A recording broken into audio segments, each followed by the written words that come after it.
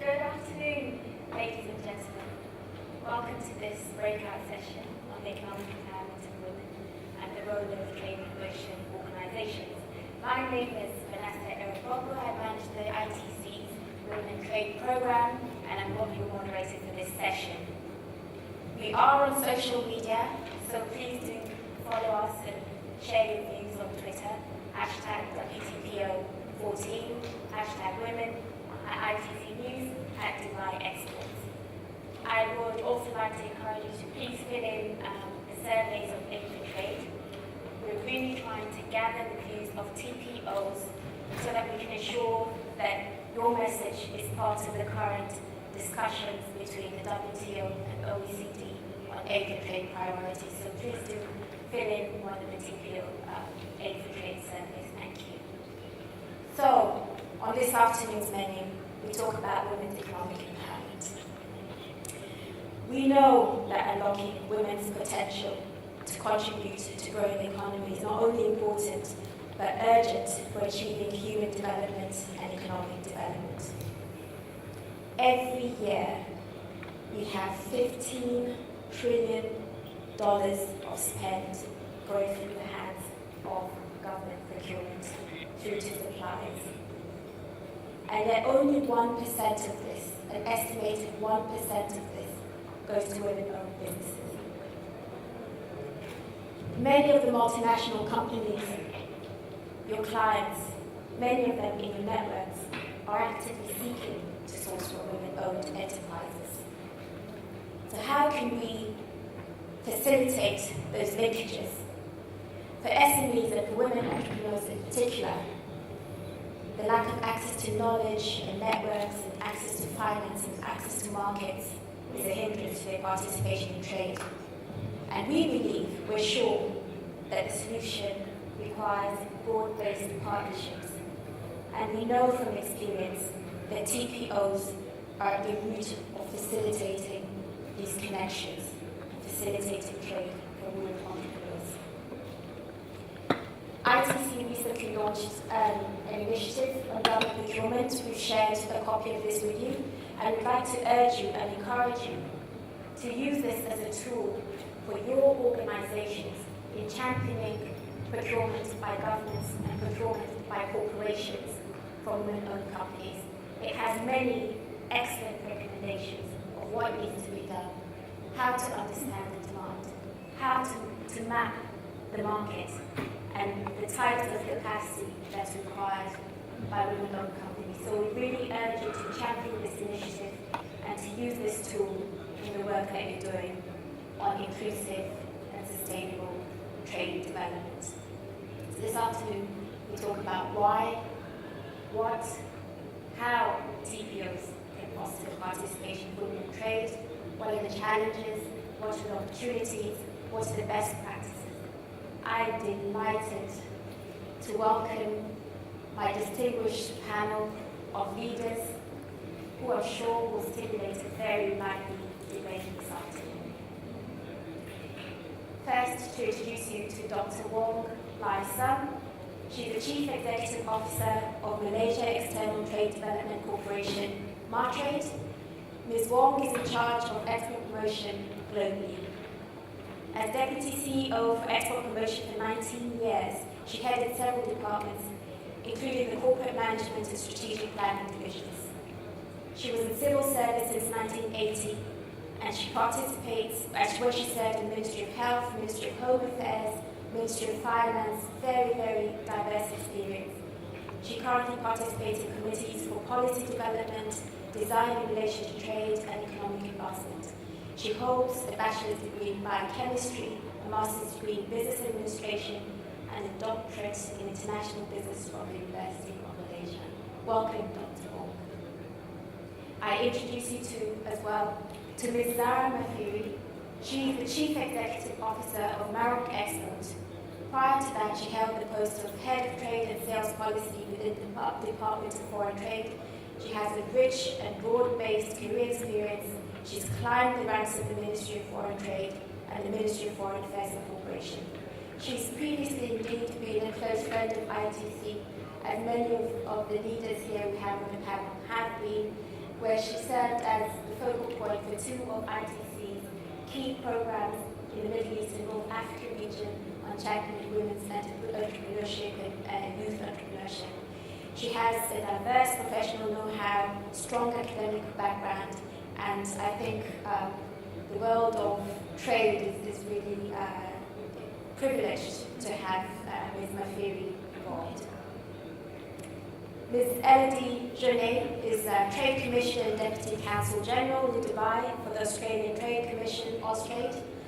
She's worked as Australian Trade Commissioner in Vietnam, Malaysia, Brunei, Dar es Salaam, Singapore, and she's been involved in Business and Industry Associations Australia, Asia, Europe, and in Australia she served as the Senior Export and Industry Advisor, overseeing financial services and IT export promotion. Next to Elodie, I introduce you to Ms. Hannah Uredi. She is Acting Chief Executive Officer and Director of Cross-Cutting Support at the Jordan Enterprise Development Corporation.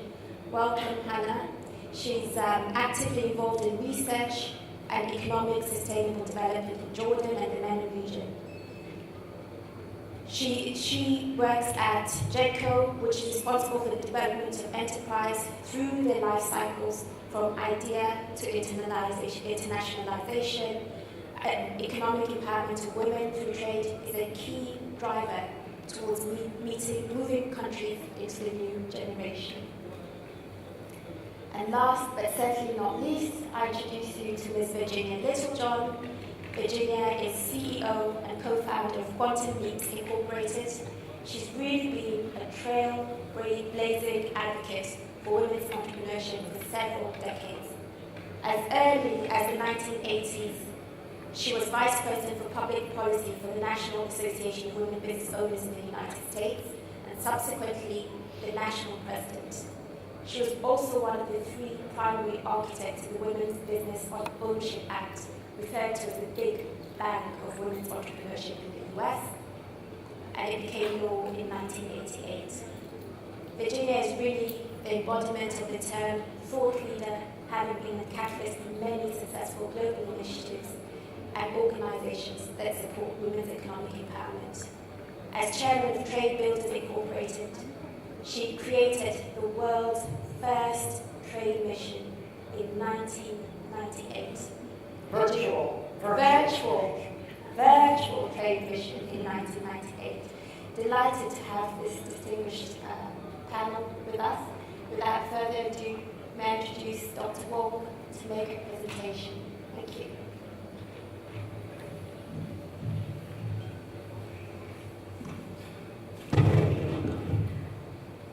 That's when you are height compromised, you have to do a lot of adjustments. Okay, good afternoon, everyone. It's indeed a pleasure to be here. I'd like to, at the onset, to thank ITC and Dubai Exports for making this possible. And more than anything else in the world, I'd like to congratulate everyone who's in this room for being daring enough to be here, especially for the meals. Secondly, I observed that such an important topic as empowerment of women through trade, the role of TPOs, is kept to the afternoon. And obviously it's because they believed that women can be challenged to keep you awake. So make sure you fall asleep. All right. Ladies and gentlemen, according to world stats, some 50% of the world population are made up of women. And some 66% of these women are between the ages of 15 to 64. And since world population has been charted this year to be some 7.1 billion, that means there will be some 3.5, 3.6 billion women on Earth. Friends, this is not just a number. It's not a coincidence. It is a force. And it is a force to be reckoned with if properly harnessed, so that it can contribute much to the well-being of nation-states. The reality of the matter as we face in the world today is that many countries are still governed by men. Let's face it. And wealth is still in the hands of men. And some of you will say here, but it does not matter really to those of us who know what trade is all about. What matters most is that men and women can really work together and that women can be empowered to achieve high heights through equal opportunities. High heights, equal opportunities. In the trade realm, gender bias is supposedly more manageable. After all, ladies and gentlemen, when you pick up a particular product or when you secure a particular service from anyone, you will not question whether it is made by a man or a woman. It is a value proposition for you that attracts you. And as such, advancement for women through trade is generally more hopeful.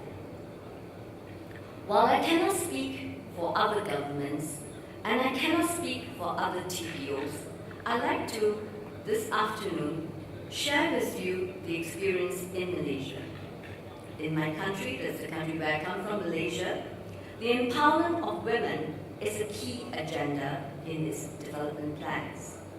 The government's initiative is not only to encourage the contribution of women in the workplace, but to enhance their participation in the economy through key decision-making processes. And for the past 3 years, the Grant Thornton International Business Report has shown that Malaysia holds the highest number of women in the workforce amongst ASEAN countries. It is currently 40%. Women comprise of 40% of the workforce. And according to our Prime Minister Najib, in his latest budget speech, he wants to grow it to 55% by 2015. And you shouldn't wonder why. Presently, we have about 645,136 SMEs in my country. And of this, less than 20% of these SMEs are actually women. And less than 12.4% of the exporters in Malaysia are from women-owned companies. About 2 decades ago, if we were to compare, women exporters were unheard of because most of the exports came from men-owned companies, men-led companies, and companies that were multinationals. Even if women managed the business, or if they made the products, or if they were the matriarchs of family-owned businesses, they were not statistically accounted for as owners of the business. The initiative to start an agenda began one day when about 9 years ago, the then Minister of Trade, a lady minister, we had a lady minister, and some of you may fondly remember her. She's none other than Tan Sri Rafida Aziz. She returned one day from an APEC session, and she declared that we should start an initiative for women, an agenda for trade, in trade for women. And her intention for this was to improve the livelihood of women. Now this morning we heard a lot about cohesiveness of policies and cohesiveness amongst agencies and ministries. Unfortunately, this did not happen. Margaret was not even given 1 cent for the particular program, and the option for us then was to either hope that amnesia sets in and people will forget about it, that we were ever asked to do it, or we squeeze out some funds to start a program. Well, we put our heads together and we chose the latter. It did not matter to us at that particular point in time that we didn't even have the pool of exporters. We said we'll find them, the women exporters. We've never looked back ever since. We started with 10 companies, only a mere 10 companies, and today we have assisted 1,700 women-owned companies out of a pool of 14,000 active exporters. Actually, we have 60,000 exporters, but active exporters, only 14,000, and of them, 1,700 are women exporters, they're women-owned companies. Now, as a TPO, what is our role really? Our role in Madrid began with coaxing. Women are quite good with that, really. I'm sure the men, you can ask the men, they'll agree with us. We came forward to coax the women to come forward and to be identified. The first part is to be identified. I want to be involved in international business. Shyness, fear of risks and rejection, financing issues, and even social issues were among the challenges we had to deal with. We started a Women Exporters Development Program, what we fondly call the WTPO. And this program had really very vast-reaching impact. We reached out through the associations, industry groups, chambers, the academia, and professional bodies. Our target were women who were in business, women who can afford to go into business, women who were still studying in higher schools or higher institutions, and our target was to create champions out of these women. Women exporters in reality are not very different actually from men exporters. They need to have the know-how, the know-who, the financing, the market knowledge, the technology, and access to the value chain. The only difference is that when you start women on this journey, you need to give them a little bit more confidence. We started with hand-holding sessions, seminars, workshops consistent with the needs of the women entrepreneurs we had to deal with, and we organized advisory sessions on how to export. For many of you, you may think, oh, that's behind you. But for a developing country who's starting on it, that's what we had to do. We had to make sure the women were ready. And the women must be ready at that point in order for them to reach out into government, procurement, international tenders, and so on. So we groomed them, and we even brought them to the point, we looked at their products, we helped them develop better products, helped them project their brands, helped them position themselves, and how to protect themselves when engaging in contracts. They were invited to even participate in our incoming buying missions, wherein they come face-to-face with buyers, the international buyers, for the first time in their lives. They learned to negotiate. And as a finale for their training, we then immersed them into free countries of their choice. I must share with you that this program has turned out to be a tremendous success. And we have one great problem. It's a great problem with this particular program, and that is nobody wants to graduate. And the worst part is men are asking for a program similar to this. We take great pride in the success of the program, and because all graduates from this particular program are today still in business, they are still exporting, and what's more, they are exporting not just products that are normally associated with women, cosmetics, food, beauty products, bags and shoes. I recall I was just in Europe, I was in Germany the other day with my minister, and we went to a factory producing oil pipes. And as we were there and we were going through the factory, I went into a discourse with the manufacturers, and I asked several questions. So at the end of the session, we were taking our leave. The gentleman thanked, the CEO of that firm thanked my minister for visiting and spending time with him, and he turned to me and said, "You are a real surprise." So I asked him why. Because I never expected you to ask technical questions. So I turned around and asked him, "What did you want me to ask you about? Leather bags and leather shoes?" And he was quite embarrassed. So our exporters now are exporters of oleochemicals, petrochemicals, electronics, firefighting equipment, medical devices, to name a few. So they are no longer just women associated with normally what people say are women exports. We don't even have to publicize programs. The great thing, ladies and gentlemen, TPOs, once you have got a great program, it goes on its own. It goes by word of mouth. People just want to be on the program. And what is the next greatest challenge for all of us then? To launch the women into the next phase. To put the women next to the men. To let them compete on equal footing and to work together. And at the end of the day, we've had better collaborations, M&As, better deals, business deals, higher margins of success, and higher pool of ready and savvy exporters. And to assist women further, the government has introduced the Get Malaysia Business Online program. This is supposed to be targeted at 50,000 entrepreneurs and launched very recently. But the moment the program was launched, 85% was taken up, and guess by whom? Women exporters. I guess we had something to do with it.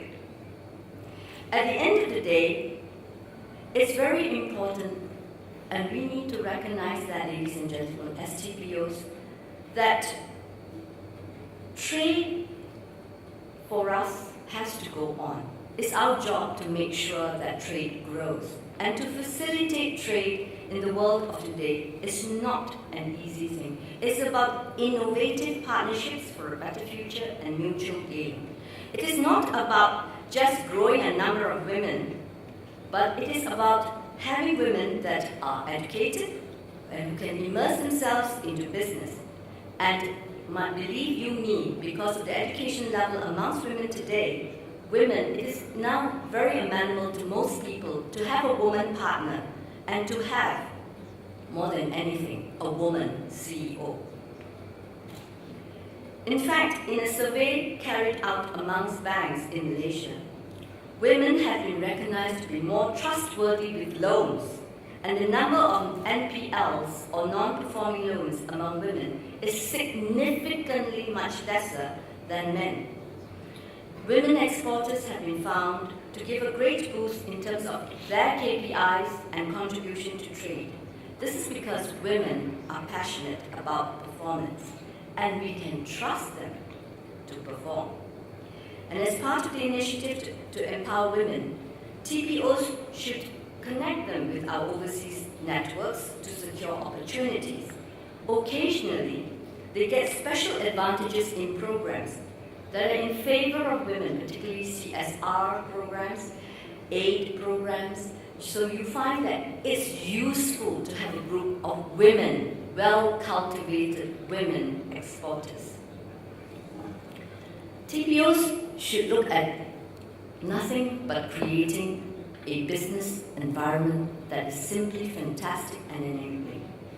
You know, that's only that amount of money you can give anyone. But if you give people the knowledge, you give people an environment that facilitates trade, you will create opportunities, and you will be giving opportunities gains rather than opportunity deficits.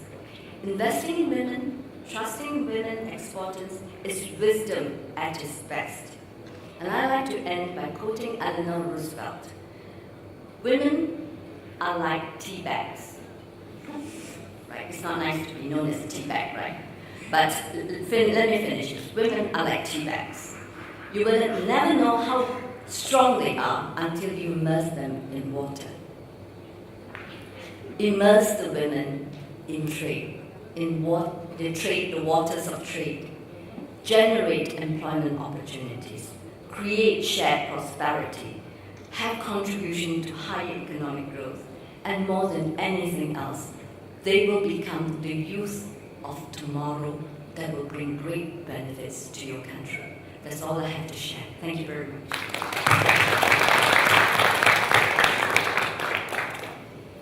Thank you very, very much, Dr. Wong, and may I congratulate Market on the incredible success you've had. From 10 companies to 1,700 companies, that's quite a journey. Thank you for sharing that. I think for me, some of the buzzwords I heard when you were speaking were things like the importance of mapping and identifying women-owned companies in your economy, engaging multiple stakeholders, in the programs that you're looking at doing capacity building and facilitating market linkages and key export diversification into higher growth industries. So thank you very much for that useful presentation. And I'll now turn to the panelists and ask them to react to what Dr. Wong presented, as well as to make some comments about what each of them are doing in their own TPOs and in their countries. Ms. Lapiri, may I introduce you? Thank you, Vanessa. Thank you for this initiative and to organize this workshop for the empowerment of women, particularly in the field of trade and international trade. Women have different flavors. I think as tea bag, each woman has her own flavor, and she can contribute to the international trade with her own passion and contribution coming from her own background and her country and region. As Morocco is concerned, we have 50.6% of the population of Morocco. So, another force. To Morocco, 16.5 million of women are contributing to the growth of Morocco. If we have more statistics and women working in the states offices and administration they are more visible, and we can say that we have the Counselor of His Majesty. She's a woman, a wonderful woman. She's taking care of the social development issues in Morocco, and it's a heavy chapter which is followed by His Majesty day to day. We have ministers, we have deputies in parliament, we have great women even leading very technical agencies like ports, seaports. We have women in energy, in fisheries, and there are agencies who are taking care of key sectors in the Moroccan economy. Yes, we can say that women are more visible in the states, agencies and administration, but we don't have statistics for women in the private sector or dealing with export issues and leading companies. One woman, very famous, she is the boss of the bosses. She means that she is the head of the Confederation of Entrepreneurs in Morocco, and she is a great woman, doing a lot to promote entrepreneurial issues in Morocco. Women, we can find them as TPO in Morocco. We find them in textile and agribusiness, and they're great well, and they're involved in innovation, and also in how to really succeed to access to international markets by doing all the steps very well. They're well organized, and when they come to Morocco Expo, they know what they want. This we have noticed it through our partnership with AFEM, it's the Moroccan Association of Women Entrepreneurs. And as TPO, we support them for their program when they want to go to network in the world or to organize, to host big conferences in Morocco, like last year in Marrakesh, we host the summit of the worldwide women entrepreneurs. It was successful in Morocco. And we were with them to South Korea for new technologies sectors, accompany them to have B2B meetings and to promote their sector there. We accompany them here to Gabon, to Côte d'Ivoire, and they're very active. But as Dr. Wong said, we have 0 dirhams for a program for women. We don't have in our budget something called program for women. but just this cooperation with the AFEM, and they're very dynamic. We accompany women through their program. And also we have international cooperation with ITC. And as said, Vanessa was the focal point for INACT, and today also there is a program EDEC that we run with the help and the technical assistance of ITC. And the one dimension of these programs is women and youth, and it's very successful. So each program we have to ensure that we have at least 30 to 40% of the people beneficiate from this program are women. But till today, as TPO, we don't have program for this, but I'm sure that this workshop today and also the help with ITC and also all the women are attending today, and even the men in the room, we can perhaps develop ideas and other programs that each TPO can support a program for women.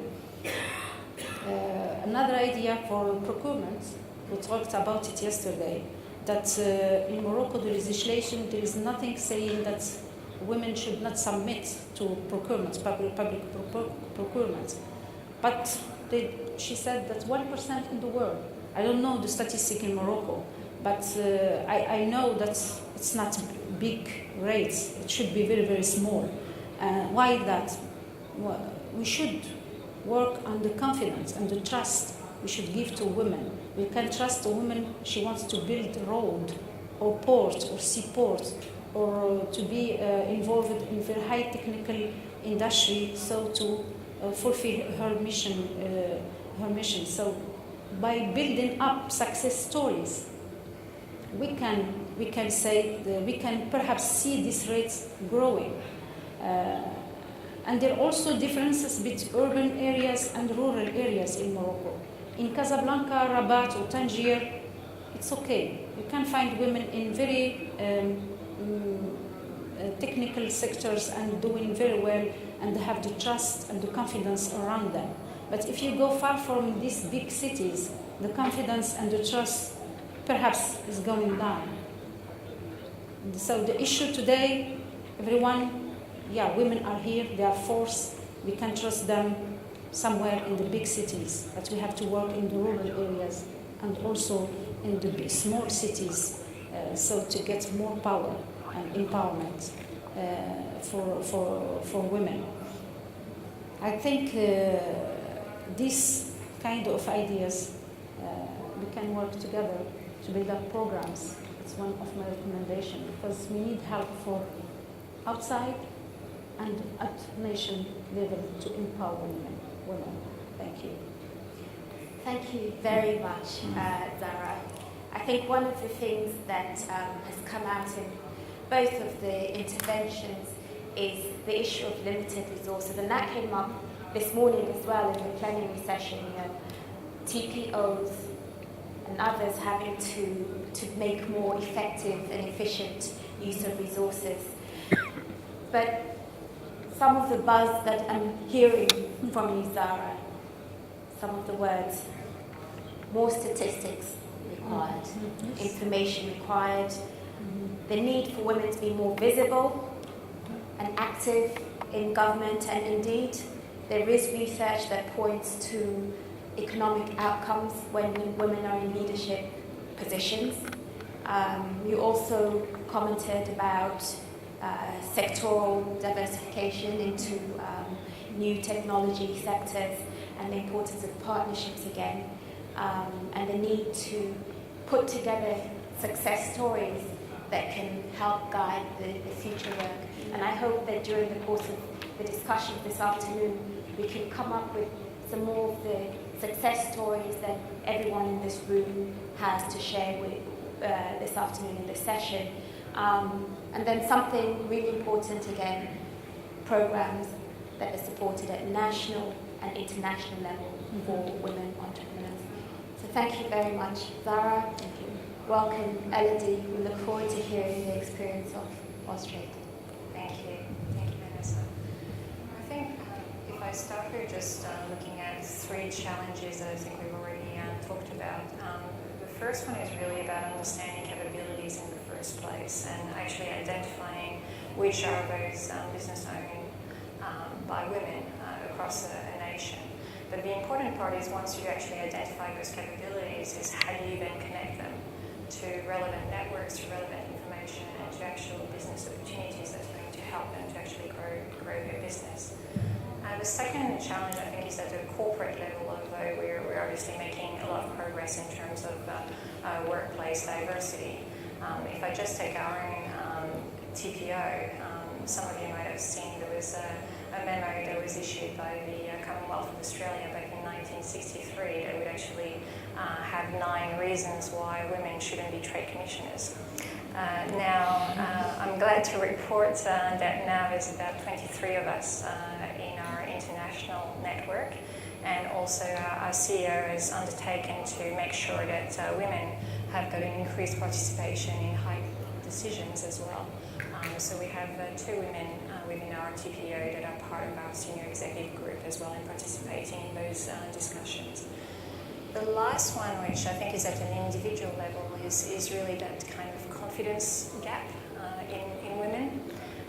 There was an article in The Atlantic last May which was talking about that confidence gap, how studies have demonstrated that women are less self-assured than men. And interestingly, HP had done a survey of their records to look at women putting their hand up for promotion.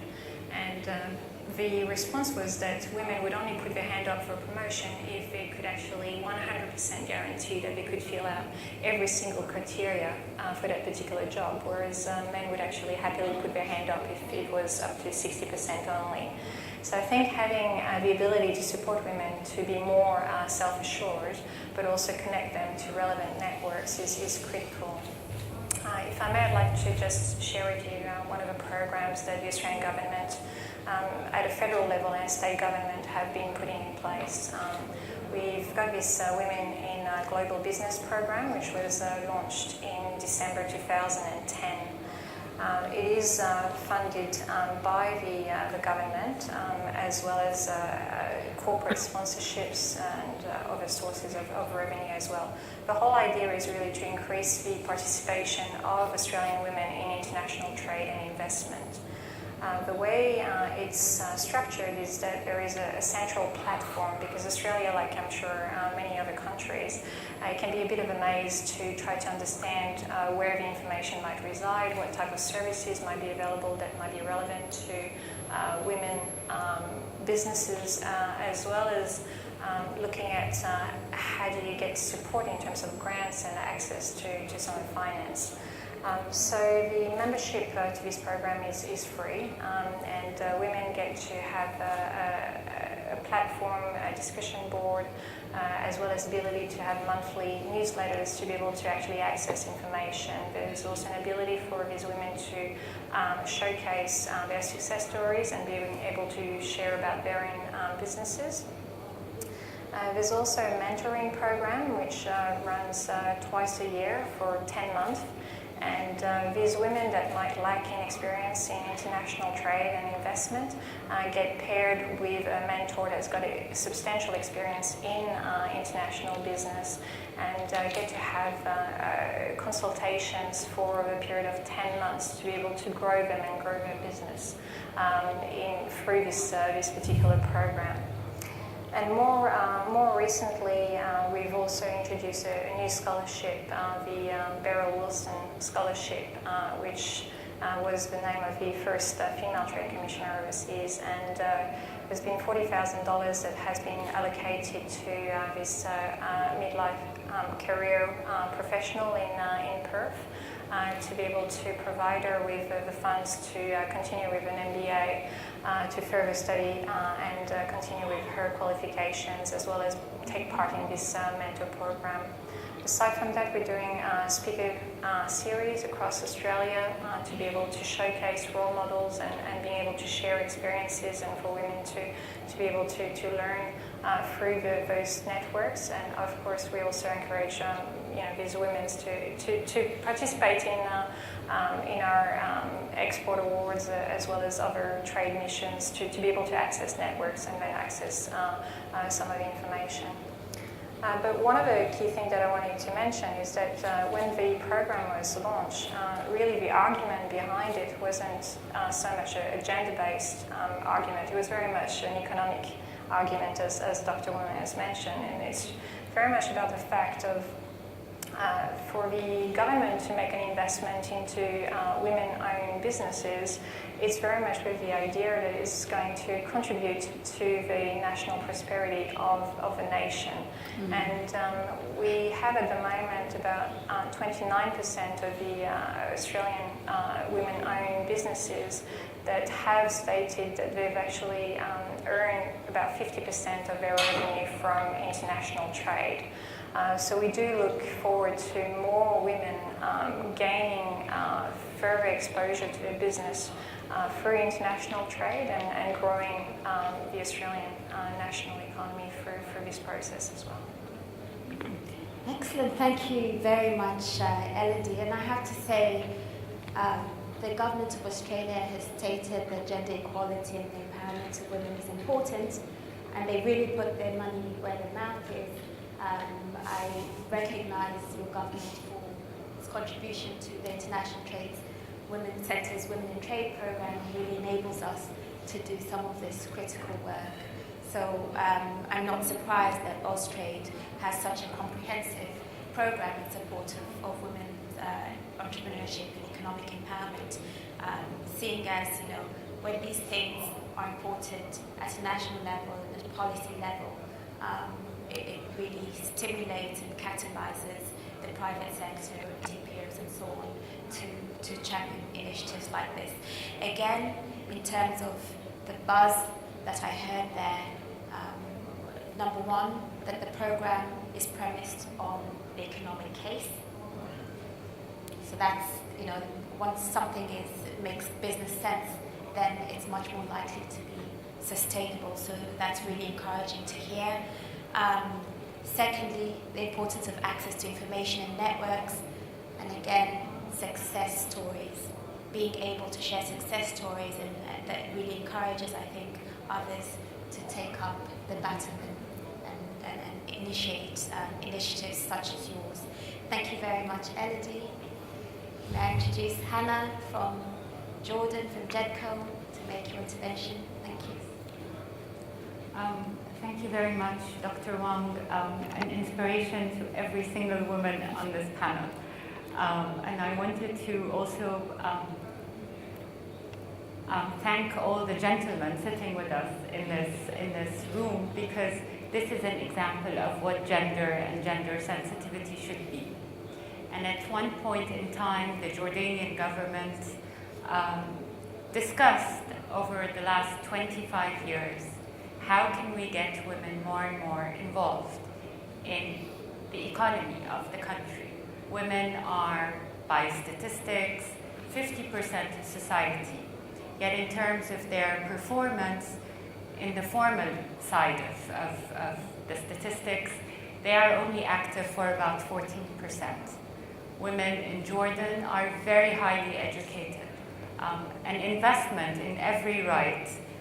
But then what do you do with this investment if they are not empowered, if they are not encouraged to take part in the business world, if employers other than the government sort of shy away from employing them because of heritage, because of cultural constraints, because of misunderstandings that I think were a result of various factors, including factors that women themselves at one point in time did not stand up and discuss and voice that they can still participate in the economy and also take care of their families. And family in our part of the world, like in all across the continents, family are the priority for every single woman. And when you are in a situation where you have to make choices, the first choice goes towards your family, because this is the seed of future society and future generations. So realizing all these cultural issues, all these, some of them are also linked to religious beliefs and understanding. The government of Jordan developed the first national strategy on women development. And women development takes into account several aspects. Development in terms of political empowerment, in terms of economic empowerment, in terms of social empowerment. Because at the end of the day, if you don't approach matters in a holistic manner, you're sort of weakening one part of the whole chain. And as we see today, we're all standing up, we're leaning in, and we're all moving towards what, and this is a valuable report that the ITC produced, as Robert Zoellick mentioned. We're all moving towards becoming smart economies. Smart not in the strategic sense of specific, measurable, actionable, realistic, and time-bound, but smart in the sense of we are investing in sustainability and inclusiveness. And I think one of the factors that happened is we all rely on quotas to push things, and especially when we want to start including youth and marginalized communities. And it's very unfortunate where you read the literature and suddenly you see 50% of society grouped under the title of cross-cutting issues, which is my original title in my institution. Or with youth we put women, and therefore youth is no longer linked to an age group. And I totally agree with you, Dr. Wong. 15 years old to 64 years old is the productive age of both genders. Some of them can even give more. So what do we do in Jordan in order to encourage this involvement of both genders? In my institution, we take care of developing the private sector throughout their life cycle. So we support both genders. We give a built-in preference to women by giving them an extra 10% in any grant, for example. Or we would make sure that they are given more attention when it comes to coaching and mentoring. The nice thing about women is that they are learning to ask and ask for help. Women are different than men. Men sort of have an ego, and you need to encourage them from a business perspective that this is called capacity building. But women see it differently. They see it in the sense of not only is it capacity towards delivery and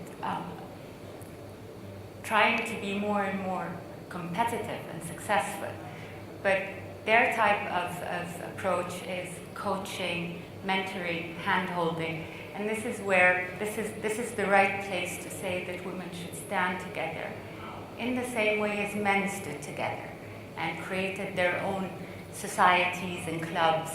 We get more and more involved in things called associations and cooperatives.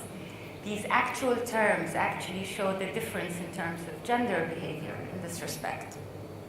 But we use every single best practice in the book. We have grants, partial grants, loans, but in the same way as they are available for men, they are available for women. We make sure that in every team there is female content in it. But at the same time, you have all women type of teams, and therefore we also seek to include men in order to have the thoughts balanced. In the same way as in management, we have De Bono and his 6 hats of thinking, we always make sure that we have this combination in both genders. So we have training. We include the media in every single aspect of our work in order to make sure that success stories are celebrated. But we're also introducing something else. We're introducing a concept called second chance. You are allowed to make mistakes, and you are allowed to voice that you need help. And not only would you be allowed, you would be encouraged, because this is where you learn from mistakes, and people will learn from you as a role model. And the same goes for both genders. So Jordan now is involved in this second chance phenomenon. And it's something spreading like wildfire from Europe into our MENA region. I know colleagues from Morocco are also involved, from Tunis, from Egypt, and from Lebanon. So it's a multiple of factors, and it's very important to always communicate this experience and this lesson learned. Women are also involved in manufacturing, they're also involved in services. I think in terms of preference, women have always been involved in social services by nature of society. But today we have biomedical engineers, we have nuclear physics qualifications as well. And what we are also promoting is participating in multidisciplinary activities. And this is where complementarity also comes. But we have statistics that we're very proud to show. Women do better, female students do better in all sciences. Sciences that have usually been strictly excelled in by males. Today, women are doing very well in maths, physics, chemistry, and at the same time, they're also doing very well in the literature streams. So this is the right combination, I think. Families are learning to be educated that whether it's a man or a woman, they still have to contribute as partners for better livelihood. And our policies and projects also reflect this. So I just wanted to share these ideas, and I look forward for questions. Thank you. Thank you very much, Hannah. Something that you said was quite interesting there. You know, the point that family is a priority for women in Jordan, and certainly global research shows that in every single region of the world, women spend twice as much time on domestic responsibilities than men. So it's not just developing countries, but every single region of the world. So I guess it's no surprise that when women are economically empowered, they reinvest more of their income in family well-being, and that has a huge impact on poverty reduction. So this really is critical economically and developmentally as well. You also referenced the national strategy, and I think in the discussions it would be really great to hear a bit about the role of TPOs in advocacy work. Making sure that some of the national policies and development strategies get implemented. You're right at the forefront of this. Without further ado, Virginia, would you like to make your remarks and any reactions to the discussion so far? Yes, please. 2 points that have come up with several speakers. The importance of confidence building. I've worked with women businesses in about 100 countries so far, and confidence is definitely an issue in every single country, and the capacity building piece needs to be built into it. The other overall point that several of our fellow panelists have made is that it's an economic issue, and I would really like to underscore that as well. I don't really in any way see women's involvement with the global supply chain as a social issue or a poverty alleviation issue. It's really an economic development, economic growth, and upgrading the gross domestic product or the gross national product of every country that engages with getting women involved with the supply chain. The main area I'm going to talk about today is the relationship between TPOs and trade support institutions, especially women's business associations, but also some other categories as well.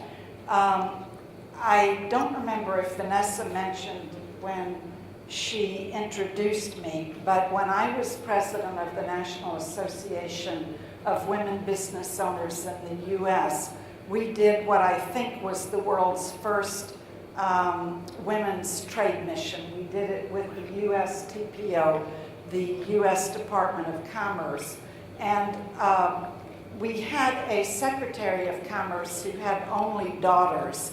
And so he was highly sensitized to having women not only engaged with business, but also he had 7 associate secretaries or assistant secretaries who were women. This was during the Reagan administration, a truly astonishing development in the 1984-85 time frame. But we agreed that we would do a women's trade mission to London, Frankfurt, and Madrid, focused on the services sector. Okay, that one went very well. We were thrilled with how it went. So was Commerce. Then they said, how about you do a trade mission to Japan? And we were absolutely terrified. This was 1986. We thought we would have no credibility whatsoever. And they wanted us to do it in healthcare products and services. So it took them about 3 months to talk us into doing it. We finally agreed that we would do it, but we were so uptight about this trade mission that we made everybody prepare within an inch of their lives. They all had to read at least 2 to 3 books on doing business with Japan. Japan was, very, very famous as an exporter and trade country at this point. We made everybody learn 500 words of Japanese. We had 2 days of training to get everybody trained on cultural behavior and, how to give business cards, how to bow, etc. It was a phenomenal trade mission. The Department of Commerce considered it their finest trade mission ever to Japan. We then had many Japanese businessmen come over to the United States to meet with women business owners in the chapters of all of the people who participated in the trade mission. And we were totally committed to international trade from that time on. For a long time, this association was the only major U.S. SME organization that was involved with international trade. Most of the male-oriented small business groups were not so interested. But one of the things we learned from that was the importance of cultural training. And Department of Commerce at that point was really blown away with how well we had prepared for it, how good we were at relationship building. And they really thought that we were much more culturally sensitive in that context than the male business trade missions that had happened. Now, of course, we're very integrated into trade missions as a whole in the U.S. But I wanted to share several other important models that other countries have developed, which they may or may not still have at this point. One of the things we've seen a lot with women's entrepreneurship is one administration in a particular country is very interested in women in trade, and that's the greatest thing since sliced bread for 2 or 3 years, and then there's a new prime minister or a new trade minister, and the focus shifts. But some of the excellent models that have been created through the years, Canada at one point was very focused on developing relationships with the ASEAN markets. And they created something called the Canadian Business Women's Network. With most of, this was Dr. Wong back in the 1990s, that this was a prevalent model, but it was a terrific model because they had groups of women business owners in Malaysia, in Singapore, Thailand, etc., where they had close trade linkages with women business owners in Canada.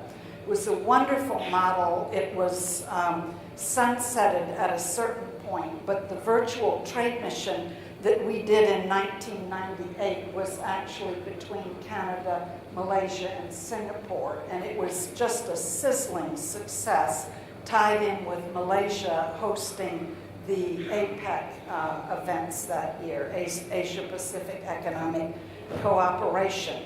Another model, Australia has been working in this area off and on. I don't know whether all of those initiatives are still going. But it was mentioned by our very first speaker after Dr. Wong with Morocco and this wonderful organization, AFEM, a superstar women-owned business group that I've been very happy to work with off and on through the years.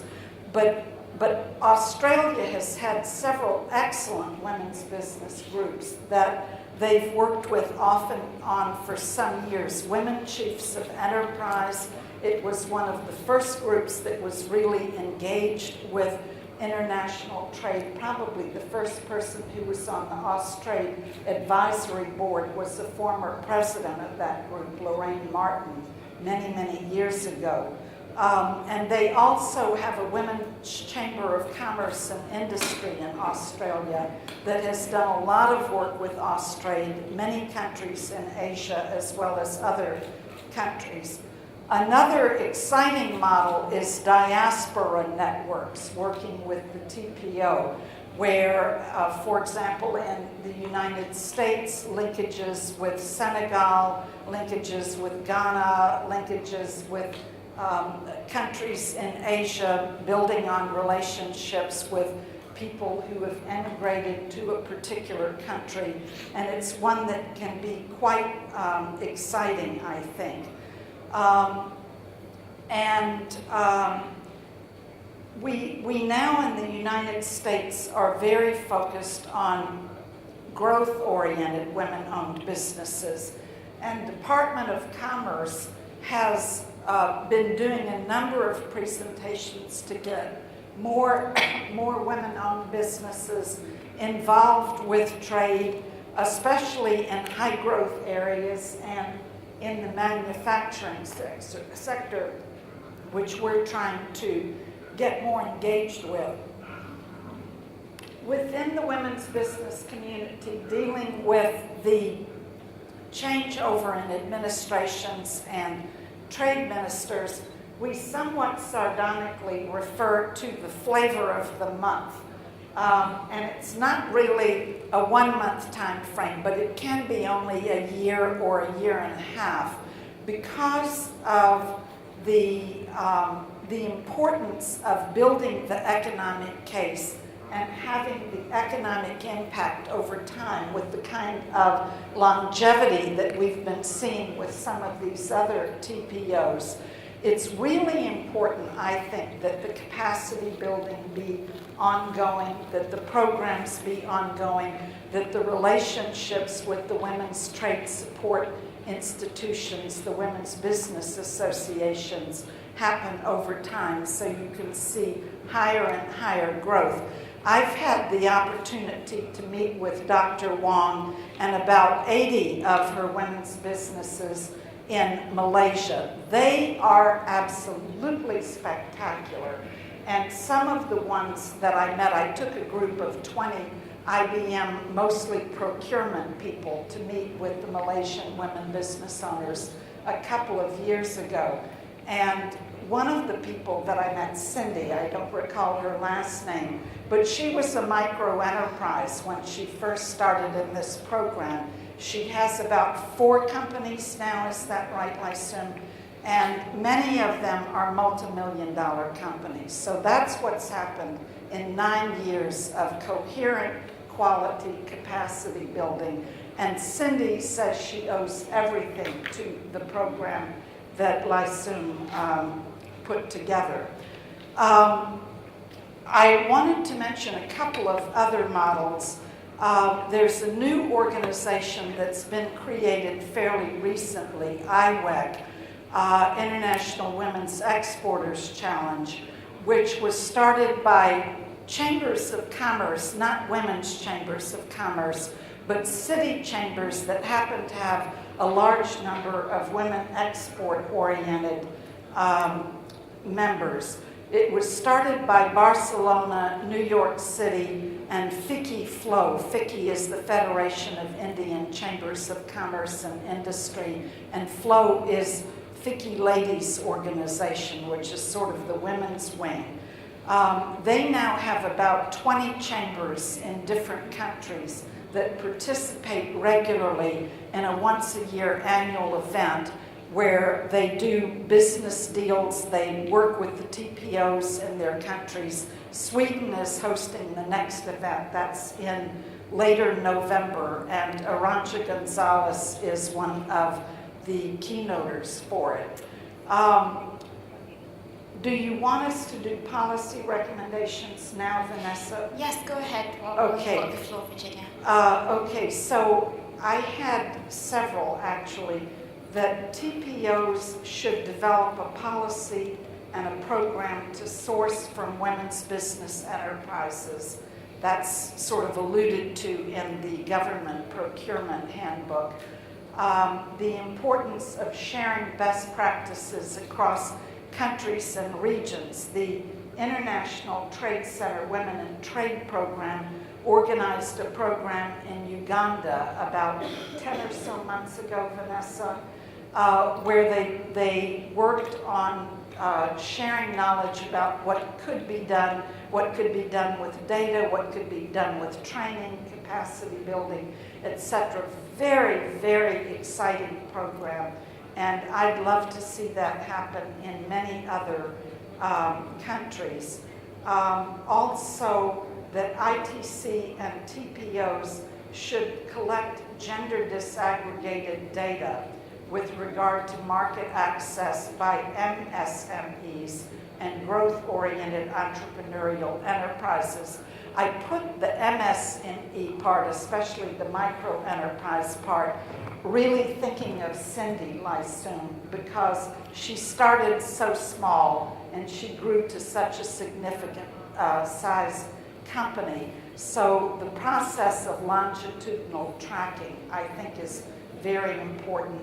Also, creating a structure and methodology to formally develop the business and economic case for getting women vendors into the global supply chain, global value chain. And finally, instituting an ongoing awards program for creating the best initiative for integrating women into the global value chain, aimed at LDCs, developing countries, developed countries, and small island developing countries, and to present the first set of awards in 2016. Wow. A lot of food for thought. Just so much richness coming from the panel, and I can't wait to hear your thoughts on the discussion so far. You know, what I heard from Virginia was underscoring that this is an economic issue, and we have to focus on this being an economic issue. The second thing that seems to have filtered through many of the panelists' remarks was the need to focus on growth-oriented businesses and look at high-growth sectors as well. And finally, what really struck me was the need for sustainable and coherent programs. The stop, start. We can't really get the types of successes that Dr. Wong has seen with Cindy, and I'm sure many others in her network. In terms of the recommendations, thank you also very much, Virginia, for those recommendations. And I think I'll open up the floor now for a discussion, and hoping to hear from you on recommendations as well specifically, so that as an outcome of this meeting we can leave and have something concrete that we can follow up and action out of this meeting. So thank you very much. Any questions, you're welcome. Do you have a microphone?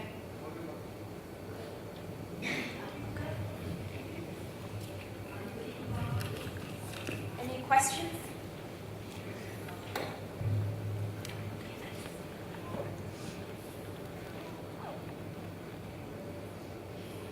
Any further comments from the panelists?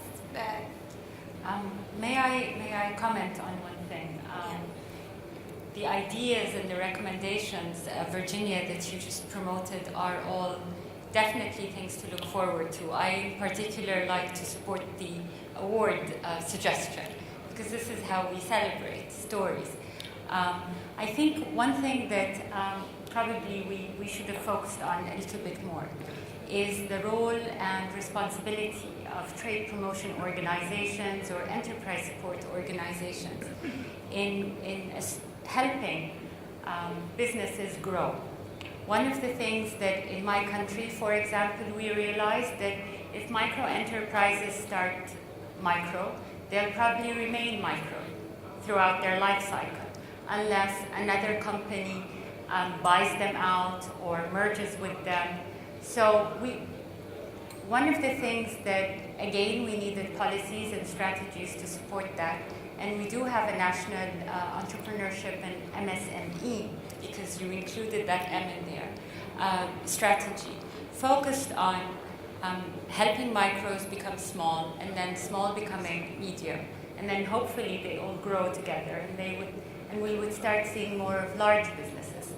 And I think there's a role here for value chains to be underscored, because not only do they supply multinational corporations, but they also help companies in their process of growth. So micro enterprises are very important.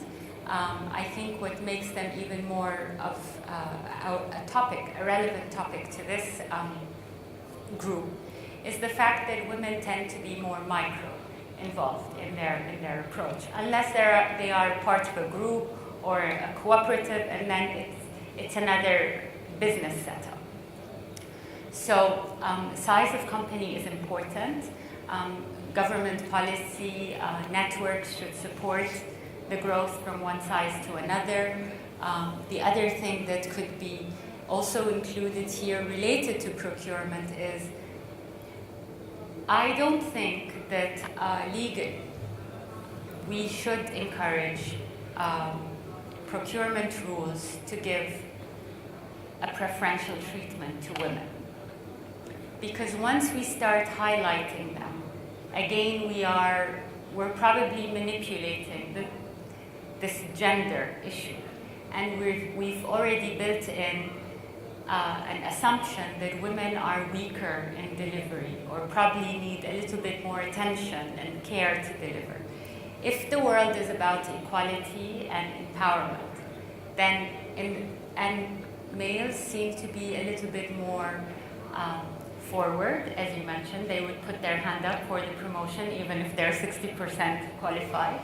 Women tend to be a little bit more on the perfectionist side, because maybe we were all brought up with the notion of don't make mistakes. And women are a little bit more shy when it comes to these things. So empowerment is important through the leadership and capacity building issues. So I just wanted to share these two things about the size of enterprise, how we should use laws to help gender, but not reinforce practices and principles that are somehow not part of our modern world today. We should, in fact, if we should all have a mission, we should all fight against reinforcing those culturally inherited or heritage sort of practices. If I may comment, Hannah, on the issue of preferential procurement policies. From my experience, it's meeting a market demand. You know, as an international organization that's involved in this work, we have constant demands and inquiries from, for example, 800 companies that are signatories of the Women's Empowerment Principles, the United Nations Global Compact. We've got 800 companies who have signed these Women's Empowerment Principles. One of the commitments is increasing sourcing, women's participation in the supply chain. And we have them looking for women-owned companies. So for us, it's about business meeting this demand. We've got, companies out there looking for women, and working through trade support institutions, we can find the right women-owned companies and train them up to meet the demand. Also, in terms of government procurement, many governments not just looking at women, but looking at marginalized communities or underserved communities, using the spend as an avenue to direct economic benefits as well, not just to improve efficiency and transparency in public procurement, but to make sure that the talent population is benefiting from proper procurement policies.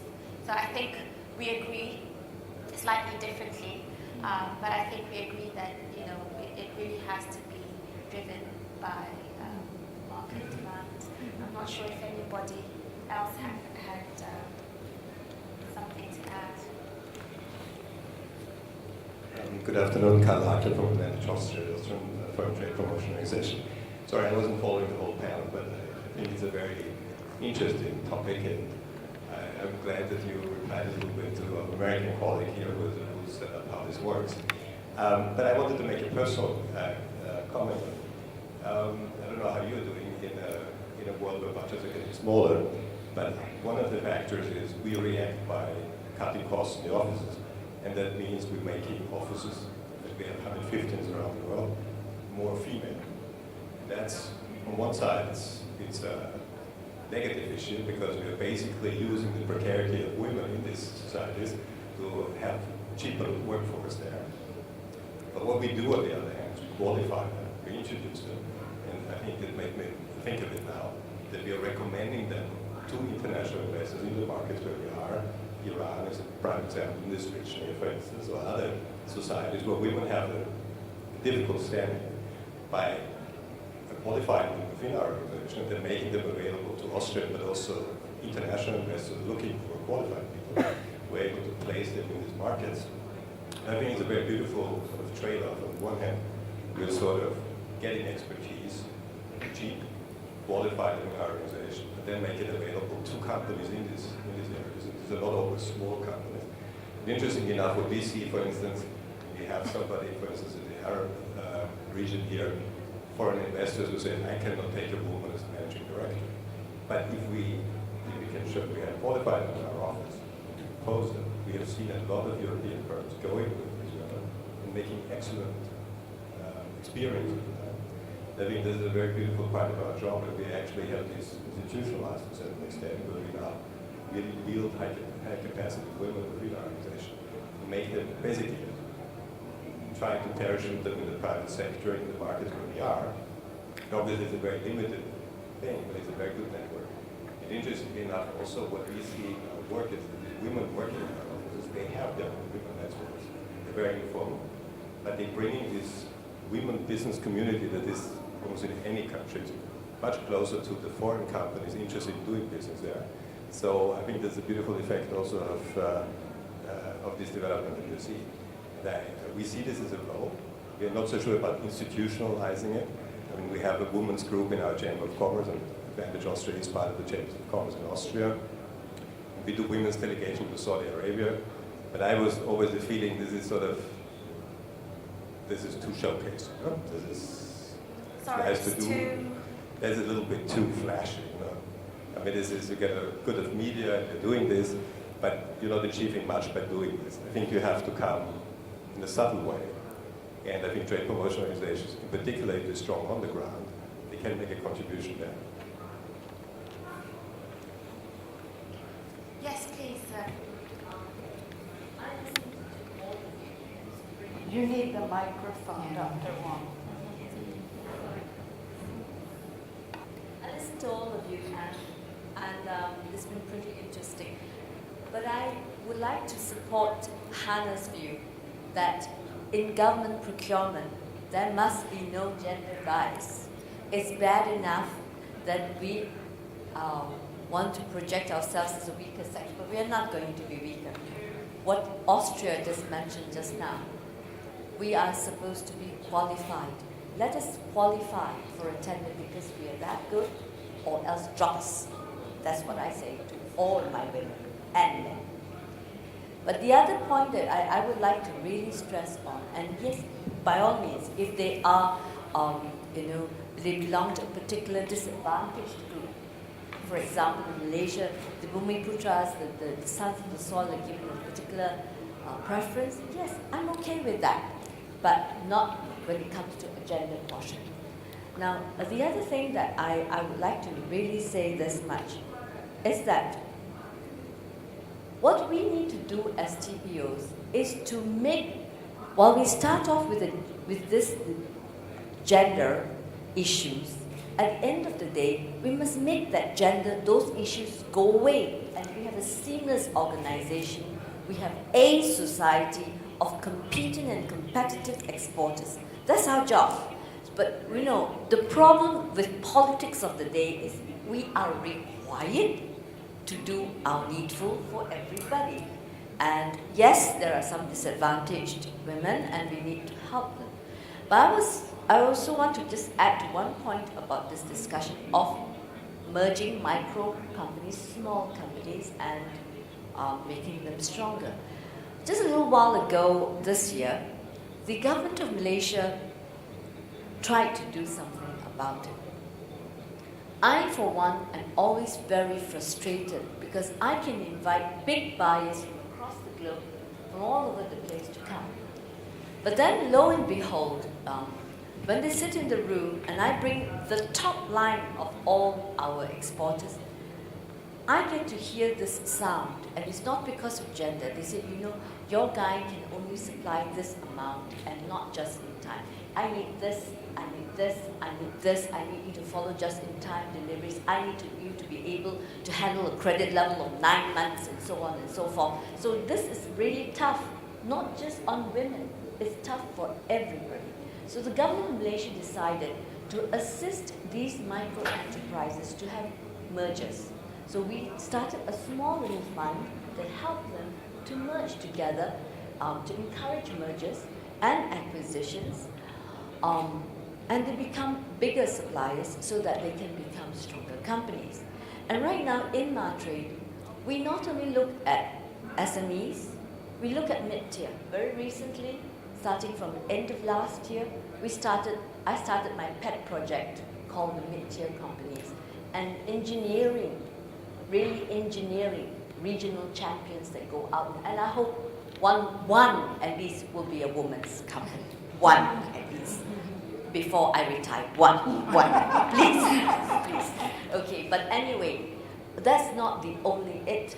We also have found a slot in the hearts of MNCs, in the hearts of investors, foreign investors in our country, because the TPO has gone out of its way to reach out to these people as well, so that they feel really at home.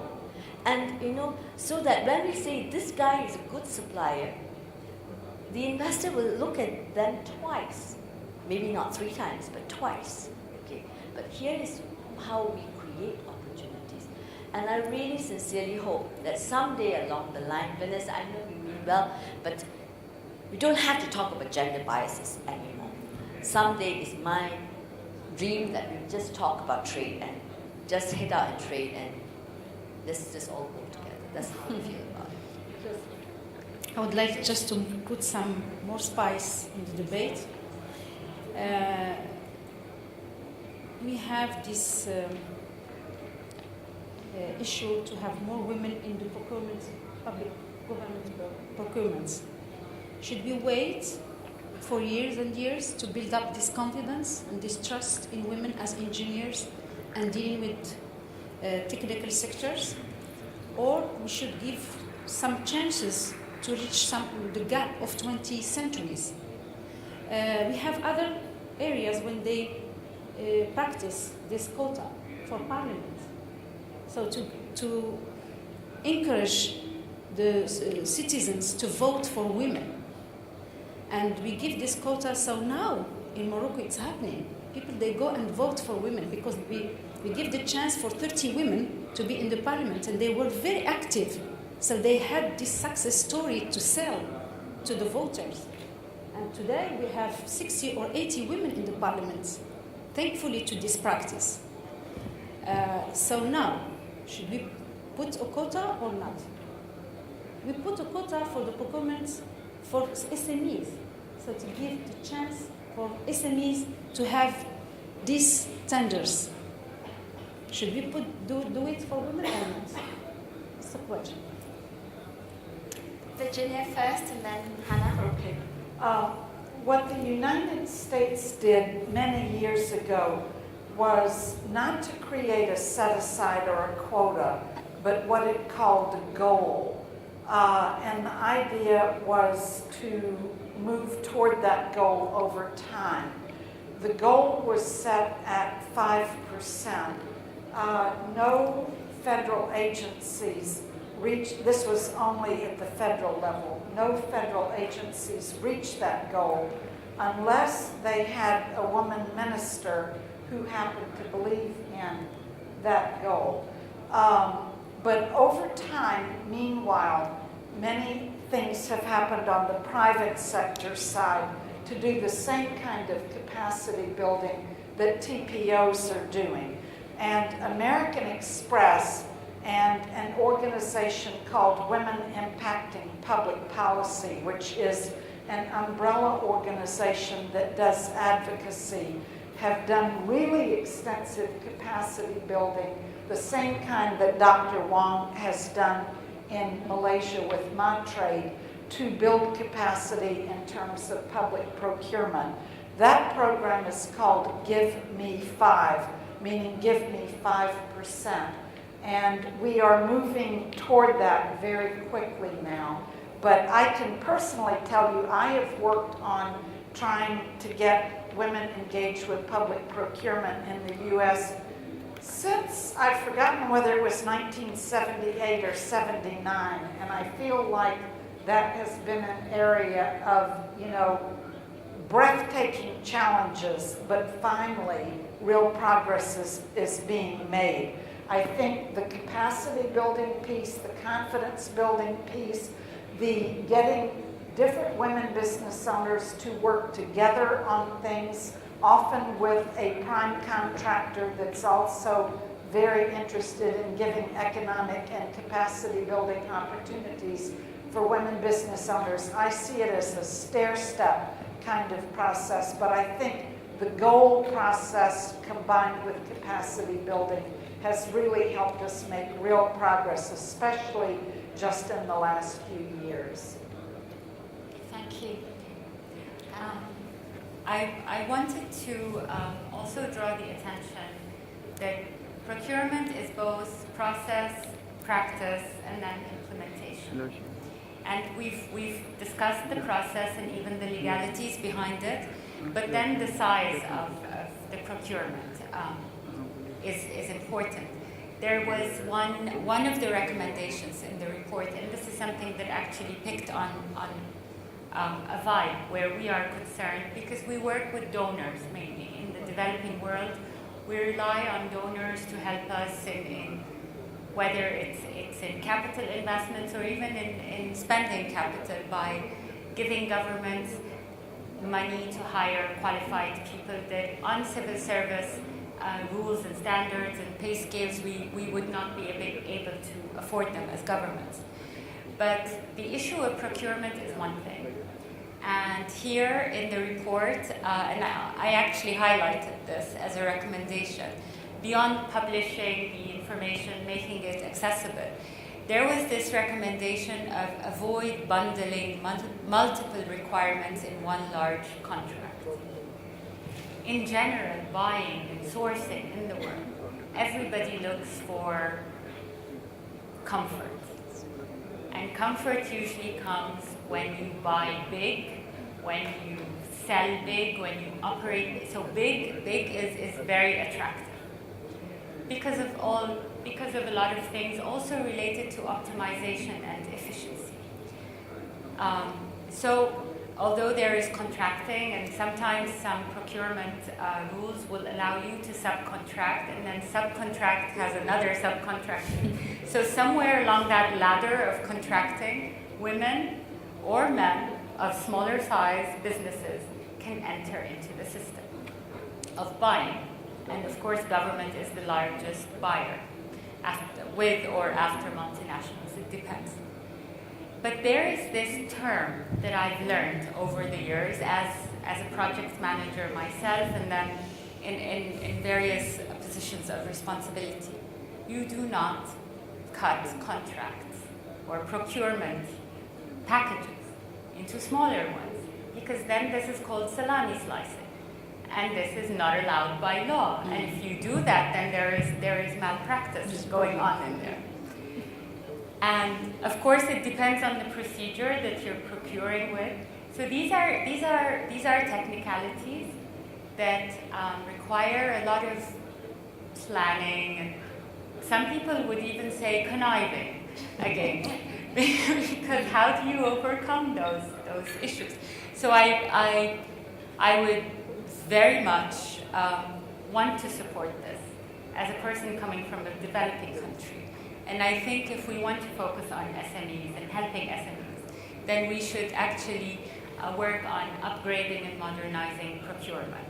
And it has to become more humane, because at one point in time, people are always afraid of being grouped into, this is doubtful, there's something fishy going on, and suddenly, even if you want to stand up, then you would also start worrying about, is this legal, am I protected, is it allowed? And even though in purchasing processes you have a question and answer opportunity, but if you don't know what type of questions you want to ask, how would you know what to cover? So again, this is part of capacity building. But this is important because we're talking about procurement. I don't know how often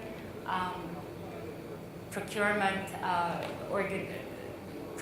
is being studied. We understand the World Bank has its own system, the EU has its own system, the government has its own system. One of the things we introduced in Jordan is training companies to buy. How do they write a specification requirement? How do they introduce a tender? How do they source in that way? So please, in terms of research and providing good practices, this is the reality of procurement. And it depends, if you move more and more towards automation even, buying big is going to be happening, and even faster than we all can imagine. So I think this should be kept in mind as well when programs are designed to help small, medium-sized businesses into this field. Thank you very much, Hannah. And I think you pick up on something that very much speaks to our heart at the Women in Trade program in ITC, and that's working closely with the demand side as well. Not just focusing on supply side capacity building, but training companies to buy, working with the buyers to understand the requirements and how they go about procuring. And we would most definitely be interested in the work that you have done in Jordan on this issue. We have a number, as I said, this publication and initiative was launched just in September, and we have started some pilot initiatives with a couple of governments, the government of Samoa and the government of Uganda, so it would be really interesting to see what Jordan has already done in this area and see if there are any lessons that we can draw upon. Before I come back to Elodie, I wanted to open up back to the floor and speak to the issue of preferences, and special treatment. Would you have any comments on that? See Gloria. Hi, well, a very, very interesting panel. I would like to speak on my company. It's Global PMT. I'm an international business consultant, and talking about how we have faced procurement where we do provide export promotion services to governments around the world.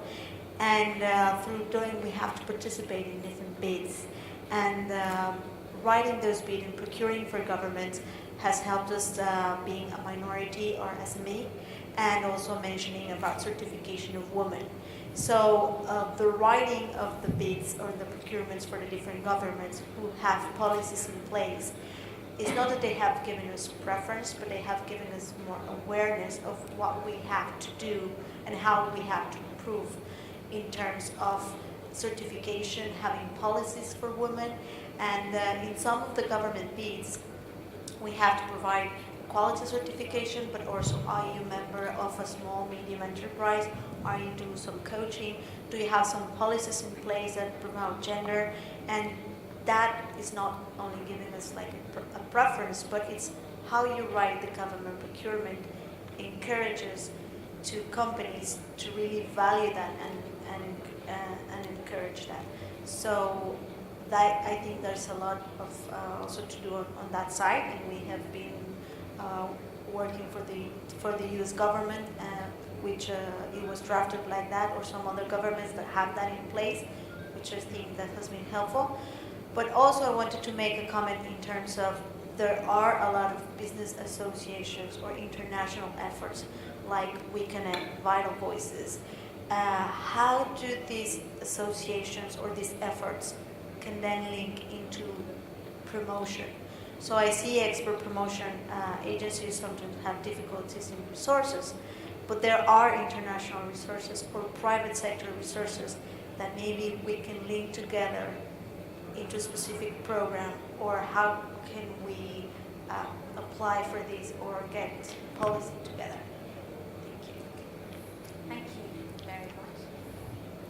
Elodie, you wanted to contribute?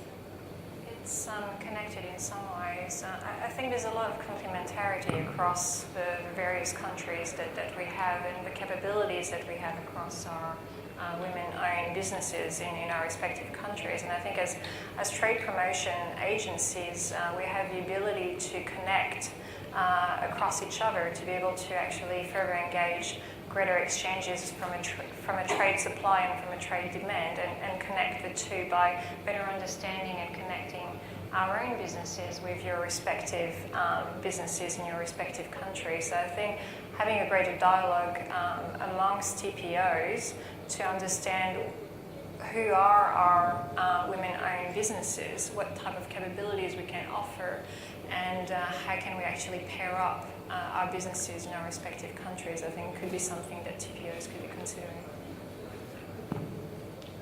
That's an excellent idea, and I think it ties into something Virginia mentioned, bringing TPOs together to learn together, to share best practices, and it's something that, ITC for one would really like to support if that's something that you thought would be useful for your organizations, to bring you together and look at how we can work together as a group to champion these initiatives more effectively and more efficiently, rather than a case-by-case basis.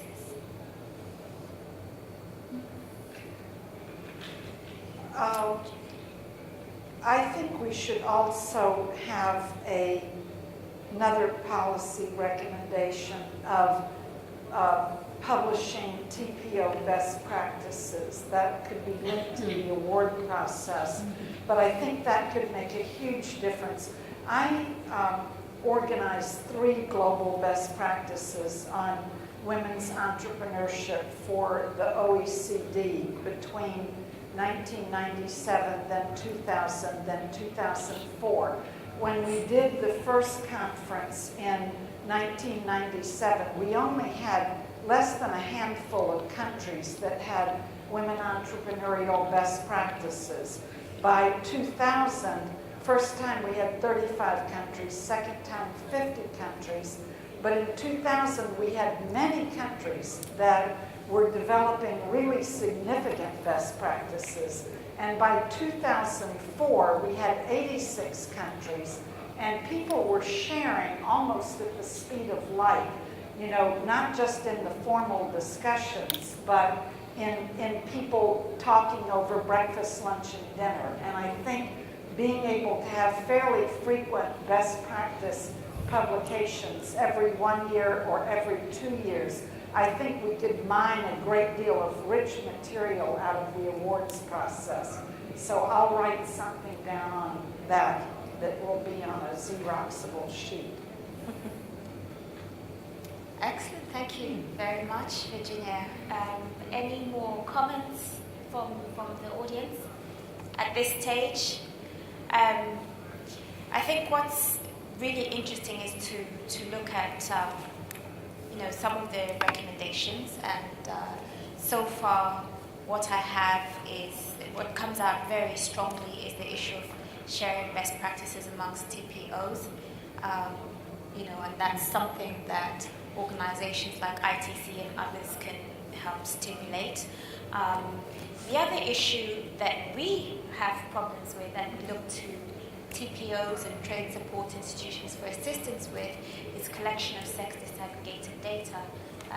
You know the companies in your networks, your clients, on the ground, and we really have an issue with sex disaggregated data at a macro level, but also at a micro level. When our networks are looking for women-owned companies, they say, which is why Dr. Wong's directory of women exporters is so popular. They say, we're looking for SMEs and women-owned companies, but we don't know where to find them. So I'd be really interested to hear your thoughts on what we can do to make women-owned companies more visible in the economy, and get that information about what our market is out into the economy. Creating databases and verifying the information that you put into them, and then continuously working on updating it in order to ensure that it's always credible. If you manage to develop such an initiative, this is a very large responsibility, and it's not a one-time project, it's an ongoing process. So this requires to be hosted in an institution. It has to be built into the institutional ecosystem, and then the approach of how do you continuously update data to make it, number one, valid, and then also accessible.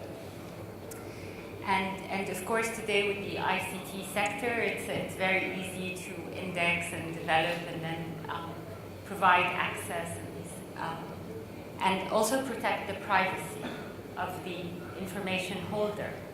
These are all, I think these are all things that you have to keep in mind.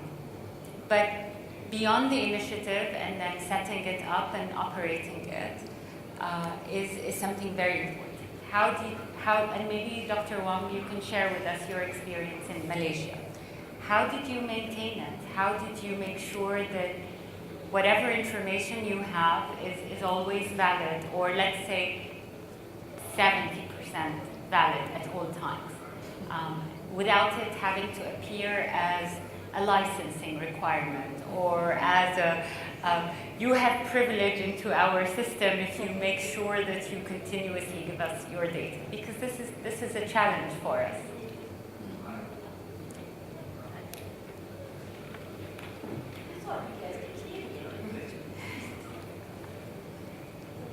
Right.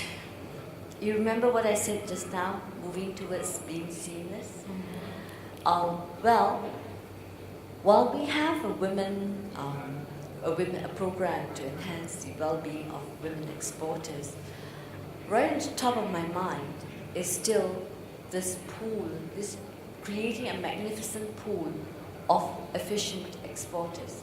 So what we did was, within our entire pool, and that is actually in our database, we created little codes, so to speak, or colors that actually would mean that they are women.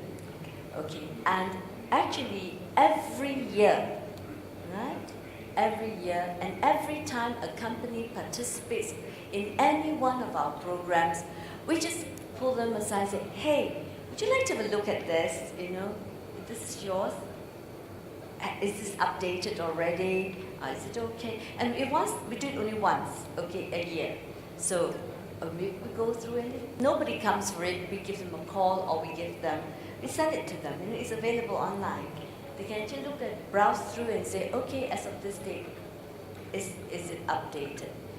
And that's why my database of active exporters is only at 14,000. I have a back-end database which is huge, but we actually make sure that only those who are active are available to public domain. And so the women would be seen, and when you want to look for women exporters, you just click there and you will get women exporters. But if you didn't want the women, when the whole pool of exporters, there's the whole pool that's there for you. So that's one of the ways we did it. And as for celebrating the success of women on our website also, and in physical print, we have another book. I'm not always into books. I'm just saying that we did this because I had to satisfy my minister's requirement. And it so happened that there were women inside that book. And this book is called From Zero to Hero. Now, this is not the best title I can give to any book, but that was his title. And so we had to look for all the zeros that had become heroes.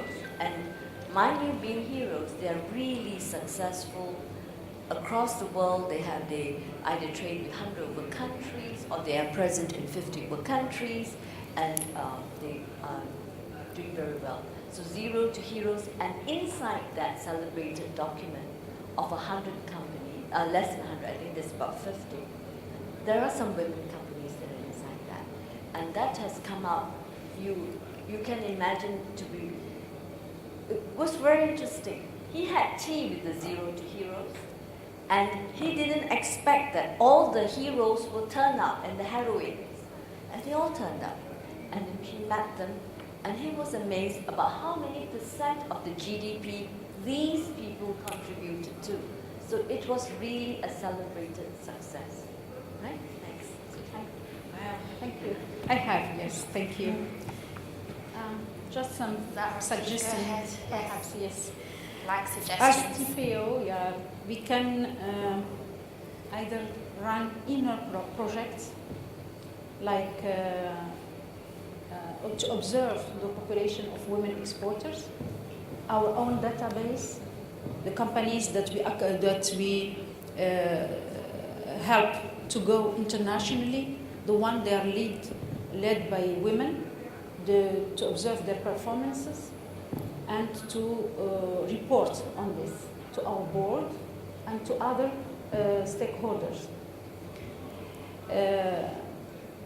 We did in Morocco Export, we are 50% women at Morocco Export, all the councillors.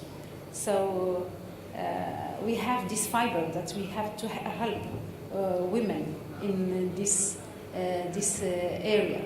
That's why this year we run a program on radio to enhance to raise awareness about exporting, how to go internationally, and we offer 1 week to women, and they were very successful. So each day they had 3-4 minutes to talk about their success stories, and it was very, very successful this week, the week of women as exporters. So on the radio each day, 3 times, they were on the wave, and everybody was talking about women going internationally. And we did a book, and the book was Going Internationally, You Are Successful. And we dedicate 1 chapter to women. So yeah, the book is under process. It's not yet published. And I hope I can share it with you, with ITC and other colleagues from TPOs. So we can run inner projects, so within our TPOs, with our own tools and so on. But we can also do something else to raise awareness about government, because all programs going to empower women within the society are located in one ministry, which is the Ministry of Women, Family and Social Affairs. So we can write to this department and say, if you can have more statistics about women involved in international affairs, because they have only mainly statistics about women in rural area, women dealing with social issues. We can, TPOs, they can be a force of proposal for this kind of statistics, because we cannot, TPOs, we cannot have the macro statistics. It's beyond our competencies. So TPOs can be a force of proposals for other parts of the government and also social society. But there are other statistics very important also in international trade in Morocco. We have agribusiness, textile, and some other manufacturing industry, or the manpower is mainly women. So they are contributing to export indirectly. They are not leading the companies, but they are more, 90% of the manpower of these companies are women. So we have also to think about this kind of class of women contributing to the international trade. Thank you. Excellent, thank you very much. And Virginia, I will give you literally 30 seconds to make I'm the last adding a remark. modification to my compendium of TPO best practices based on what you said. Included template profiling women entrepreneurial exporters who can serve as role models and success stories. Thank you very much. 30 seconds.